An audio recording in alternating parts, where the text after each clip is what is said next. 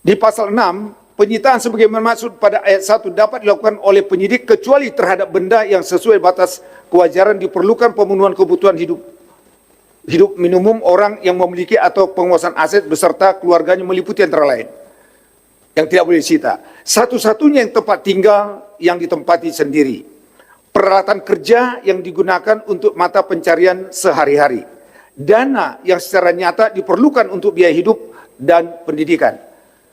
Kemudian ditambah satu ayat baru di dalam pasal 15 mengenai pengecualian penyidik terhadap aset tertentu untuk pemenuhan kebutuhan. Nah, jangan kita matikan dia. Ya, jangan kita dimatikan. Nah, kemudian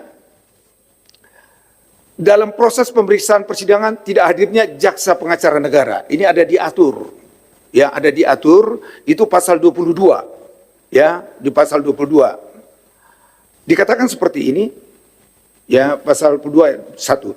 Kementerian atau lembaga yang bertanggung jawab secara fisik benda sitaan sebagai dimaksud pasal 5 ayat 2 huruf B dapat mengajukan permohonan perampasan aset kepada penuntut umum. Penuntut umum paling 7 hari sejak diterimanya permohonan perampasan aset melakukan pemberkasan terhadap sebagaimana pasal 5 disertai alat bukti untuk mendukung permohonan persembahan aset. Usulan reformasi kami, pasal 22 ayat 1 ini dihapus. Kenapa? Ini menurut kami pasal 22 ayat 1 tidak jelas, bersifat kontradiktif dengan pasal sebelumnya. Ya, kontradiktif ini, ya, tidak nyambung. Ya, kalau ini menjadi dasar daripada tim nantinya membentuk undang-undang ini. Nah, kemudian ada diatur pemeriksaan persidangan tidak hadirnya jaksa pengacara negara. Ya, itu diatur pasal 36. Di pasal 36 itu sampai 4, kemudian pasal 5 kami tambahkan pasal 6. Begini.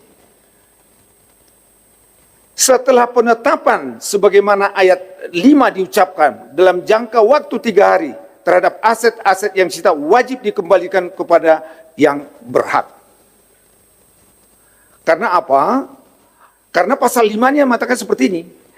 Jika pada hari persidangan keempat, ketiga kali enggak hadir jaksa penuntut umum, keempat tidak hadir, tanpa alasan yang sah padahal telah dipanggil secara patut, permohonan perampasan aset dinyatakan gugur. Tidak hadir. Tetapi hanya gugur, itu kan bisa diajukan lagi. Nah, kalau kami mengusulkan, setelah penetapan sebagaimana ayat 5 diucapkan dalam rangka waktu 3 hari, terhadap aset-aset yang disita, wajib dikembalikan kepada yang berhak. Ya harus dikembalikan.